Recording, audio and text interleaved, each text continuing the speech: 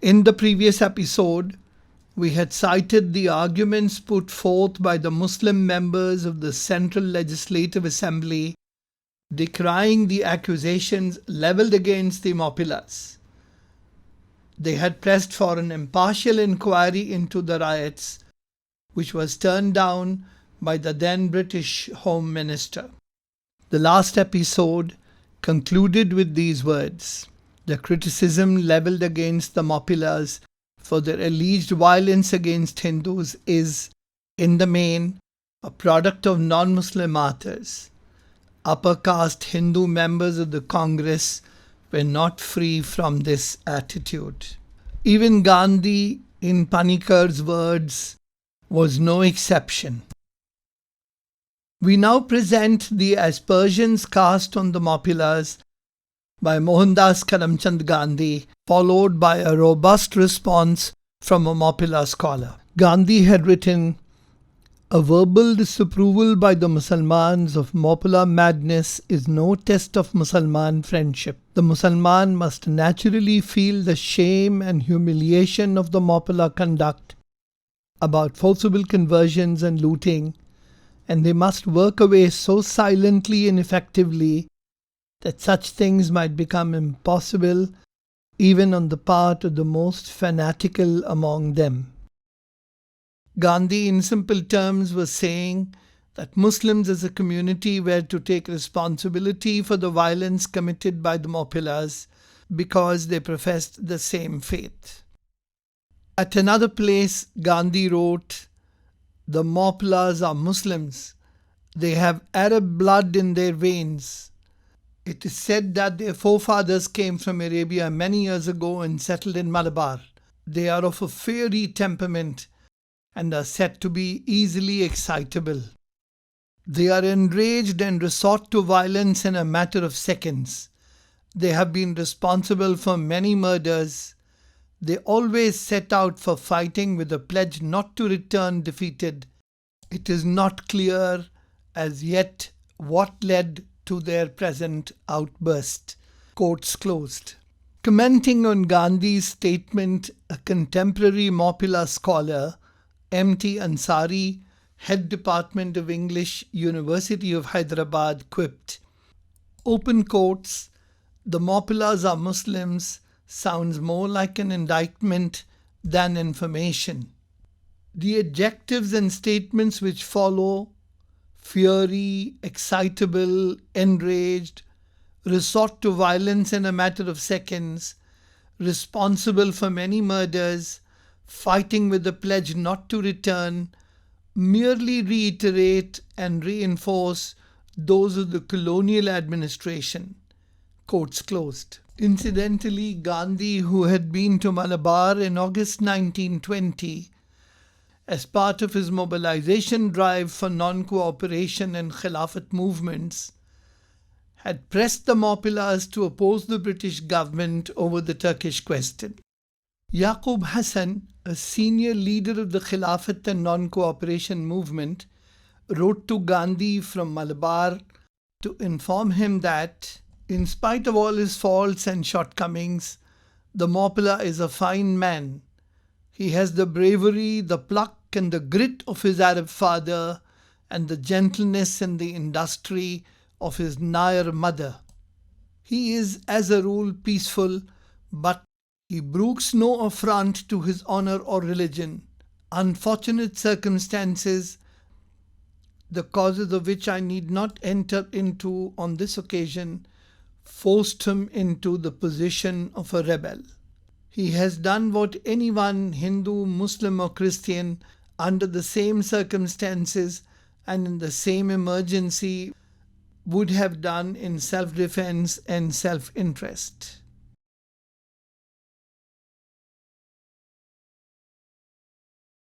In the first episode, we had quoted the statements made by Rao Bahadur Shamnar Sahib in the Legislative Assembly on 8 February 1922 on the subject of forced conversions. Let us begin by quoting him again. "The rioting or rebellion was started as a joint concern by some Mawpillas Nayars and others of the non-cooperation party, and in the beginning all were arrested and punished indiscriminately. Laterally, however, a change came on. These Nayars and others were somehow or the other made to feel that the safer course for them would be to desert the Maupulas and show themselves to the British as their foes. Therefore, as soon as the martial law was proclaimed and military came to the place, these people, instead of advising the Maupulas that it was madness to oppose the government, just as they advised them in the beginning to regard the British people as the enemies of their religion, went along with the police and military and joined them in Maupula houses and outraging their women. When these Maupulas saw their co-workers turning against them, they considered it a treachery. Therefore, when the military retired in the evenings, these took their revenge upon them by killing them or confiscating their properties. Many have also escaped their punishment by offering to become converts. This is the story of conversion, looting, and murder by the Maupulas. If they were activated by the desire of proselytizing for the sake of religion, then why did they allow many others to remain amidst them without molesting them in the least? Much as the adversaries of the Maupulas may want the world to believe that the rebels forced Hindus to convert to Islam at the pain of death, the few incidents that are widely reported need to be examined in the context of the uprising and the atrocities committed by the police and the army against the Maupulas. In earlier episodes, we discussed in detail the atrocities committed by the police and the army in their attempt to quell the Maupula uprising, and how this led to further reprisals against collaborators of the British. Another major factor to be taken into consideration is the stage in which these forcible conversions are reported to have happened. Panikkar identifies 3 levels of leadership the Maupila uprising passed through in 1921. Number 1, the initial political mobilization was the result of the activities of the Khilafat and Congress leaders. These leaders were rendered ineffective, especially the prominent among them, because of the sudden and unexpected outburst of violence on 20th August. Number 2, in this phase, the locally influential leaders took over the reins of the movement and exercised some form of control and authority over rebel activity. But with the army crackdown leading to executions and arrests, this leadership waned. Number 3, in this phase, the activities were now conducted by the rural poor themselves. The writer claims that a substantial part of what happened in 1921 was at the instance of this sort of leadership and initiative, which explains the incidents of rather widespread violence against private property. K. Madhavan Nair in Malabar Kalapam also mentions of the letters sent to the editor of the Hindu 18th October 1921 by V.K. Haji, a senior leader of the Maupulas, strongly denying that his men indulged in forced conversions. We have discussed this letter and its contents in the previous episode. Based on the foregoing, it can be safely concluded that no forced conversions took place during the tenure of the major leaders of the Maupila uprising. It may be pertinent to mention that M.B. Namboodiripad does not mention any specific instance of forced conversion in his detailed account of the Maupila uprising, and the mention he makes of forced conversions during the uprising is of a very casual nature as opposed to the details he mentions about attacks on high caste Hindus during the cures. Field trip to investigate forced conversions. I visited South Malabar to personally investigate the Maupila uprising, especially with relation to the issue concerning forced conversions. I spoke to many contemporary historians and scholars during my field trip. I met with K.K.N. Kurup, a famous Malabar historian, at a small town in the interior of Kottakkal called Padaparamba. In response to my question on whether forcible conversions had taken place, Professor Kurup had the following to say, open quotes, "Forced conversions did take place despite the discouragement by the leaders, since a mass movement always results in the leaders losing control of the masses. Why should we deny forcible conversions? Peasant movements the world over have always been unpredictable like the river. When there is a flood, the river takes its own path. We have no statistics regarding the numbers who were forcibly converted." Quotes closed. Another query I posed him was whether the Mopla uprising in 1921 was aimed at avenging the oppression of the Hindu landlords and the British who supported them, or was it, overarchingly, the attachment to the Khalifa in Turkey and their anger at the British humiliation of him that motivated the Moplas to rise against the British? He stated that the latter was true. Another famous historian I met was Professor Mustafa Kamal. He is a prominent historian of the region. Professor Kamal has spent a lifetime researching the history of the Malabar region.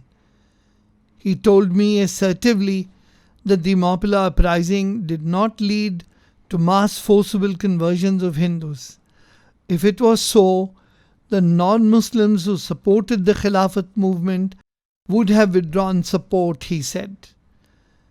Gopala Menon was the secretary of the Khilafat movement in Kerala, he reminded me. It should also be noted that the people who suffered most during the Mopla uprising were the Muslims of Malabar, he added. He pointed out that historian M. N. Roy mentions in his work that the Russians had sent an ambassador to study the Khilafat movement and analyze how it was able to gather such popularity among the masses.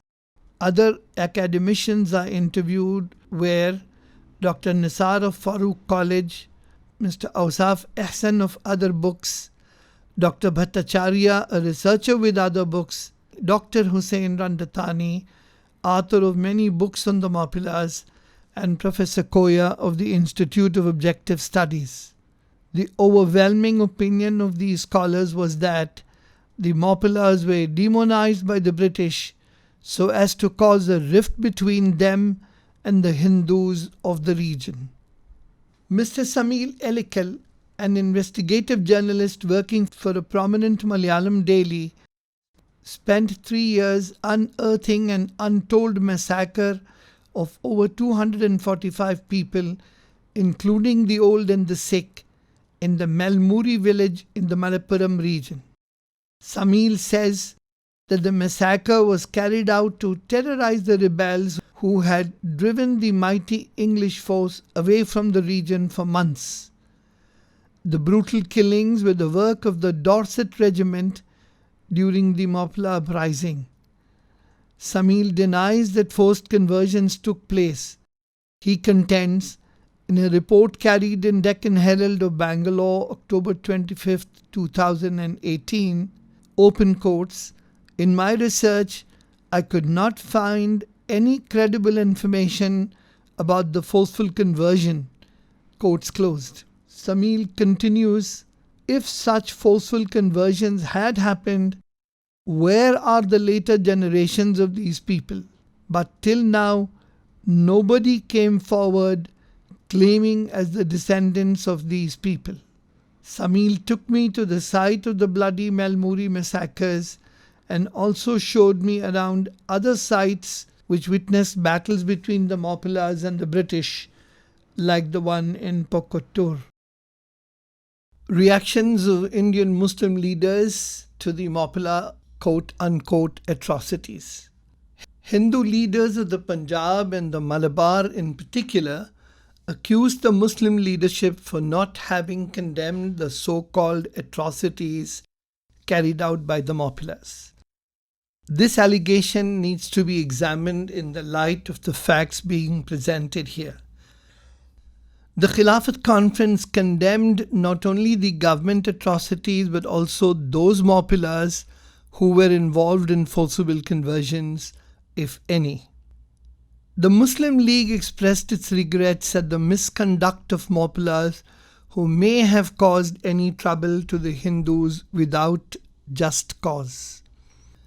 The position taken by the leading Indian body of scholars, the Jamiatul Ulama-e-Hind, echoes the Islamic position on any form of coercion in proselytization.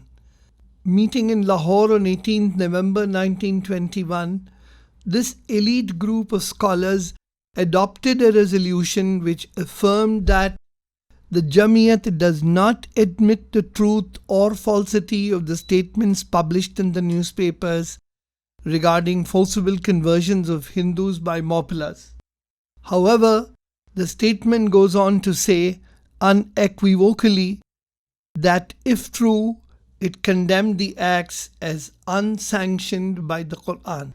The communal tensions between the communities was such that the inquiry commission set up by the CKC, or the Central Khilafat Committee, the Muslim League, the Jamiat-e-Ulama, and the Congress did not make any headway.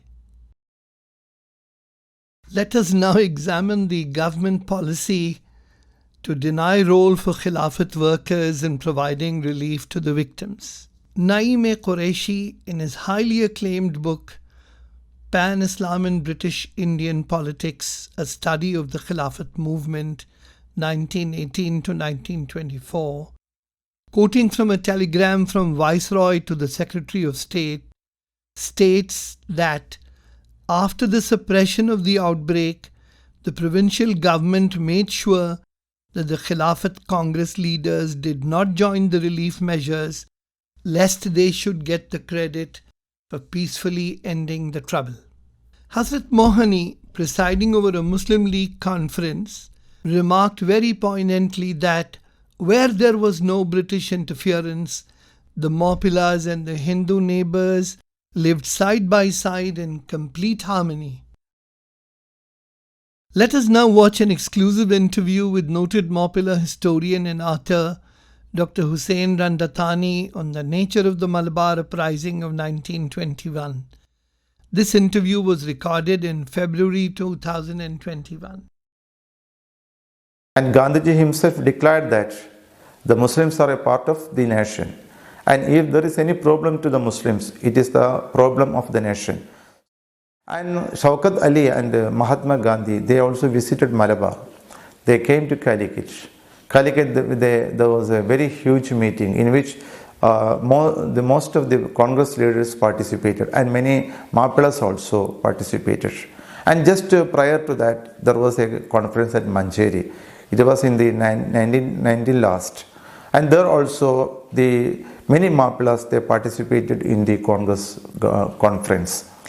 So here it was in these conferences which became the basic stone of the Khilafat movement in Malabar. The leaders of the Muslim scholars of Malabar and also the Congress leaders jointly, they took effort to spread the Khilafat movement all over the region. And many leaders, particularly the ulama like Ali Musliar, Chambrasheri Tangal, Kunyasiri Koya Tangal, Variankunat Kunya Hamadaji, Katilasheri Muhammad Musliar, MP Narayana Menon, U. Gopala Menon, K. Madhavan Nair, and many others, they became the leaders of the Khilafat movement. The difference between the early struggles and the Khilafat struggle was that the early struggles were exclusively, it was a kind of religious ideological revolution or revolts. But now the nationalism also entered in these revolts, and it was a kind of the fusion of religion and nationalism that Khilafat movement took place in this way. All the leaders, most of the leaders, particularly the Congress leaders, they preached non-violence. In this revolt, all the people participated. In no way it was against anyone, but it was for the country. Variangunat Kunya Ahmad Haji, when he started this Khilafat movement, he has given a constitution for that. This constitution was not based on the Quran or Sharia, but this constitution was decided by a group of Khilafat leaders at that time. And these leaders included both Muslims and Hindus. And in this constitution, very clearly it was declared that no kind of actions to be taken against Hindus. The Khilafat Raj became the name because it was organized by the Khilafat movement. Kunya Ahmadaji was captured with the help of Muslims. And when Kunya Ahmadaji was taken, he was captured and he was taken to Malappuram on the road. His mustache was taken away and his tadi was taken away, and also he was stoned. It was done by the people of the Muslim Janmis, not by Hindus. And when he was questioned and he was tried and he was put to death, at that time also he was questioned and his trial was declared by Amu Supran, who was also a Muslim. And lastly, you see who helped to cremate Varian Kunnat. Varian Kunnat was not buried, but his dead body was cremated. And for this purpose, the authorities were given kerosene and also the logs, wooden logs. This was also given by the Muslim Adhikaris. So where we find to depict this revolt as a Muslim revolt against Hindus.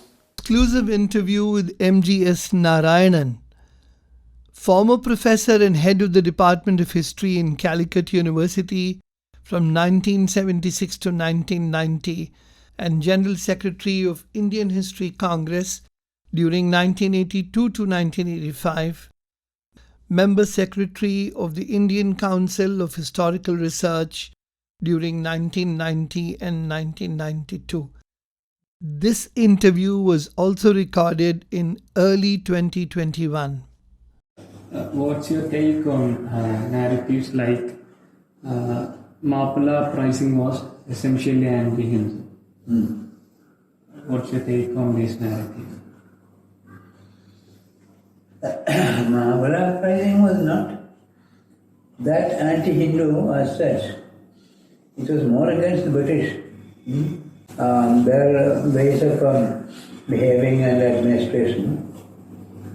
So, since most of the officers and administrators under the English were Hindus, it had an anti-Hindu character also. Accounts of so-called Mappala atrocities on Hindus was propagated by the Hindu upper castes. Yes, largely. Because the British employed Hindus, they didn't have much trust among the Muslims. So, British employees, administrators and officials were mostly Hindus. What was the role of Arya Samaj in fanning? Hatred. They wanted to bring a case like that, that these people were against the Hindus. For that, they collected their information, their part of the information, and propagated it. Because their intention was not writing history. Another sane voice that lends credence to the fact that the Mappala uprising was not communal is that of Bobby Kunhu. In an article published in Roundtable India, datelined 18 February 2021, he writes, "Despite the extensive work by historians like K.N. Panikkar, there are strong attempts to portray the events of 1921 as communal violence. This also has to do with how the contemporary non-Malayali North Indian leaders of the independence movement reacted to the events without even a primary investigation. While there were Hindu, even Savarnas, who sided with the rebels, the feudal Savarnas, who never were part of the independence movement, nor claimed any loyalty to the idea of India, were the ones that were desperate to portray 1921 as a communal frenzy. The letters written by people like the Samudri and the Rani of Nilambur, whose feudal caste antecedents are well established, is proof enough. The rare non-Malayali who diagnosed 1921 correctly was Soumyendranath Tagore, the grandnephew of Rabindranath Tagore.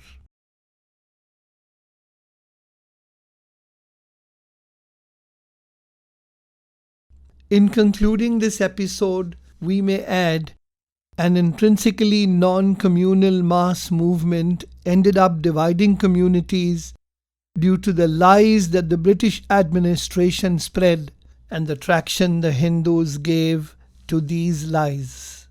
Also, one may well ask, will the present anti-Mopila tirade being spread by the right-wing politicians lead to any other outcome in our own times?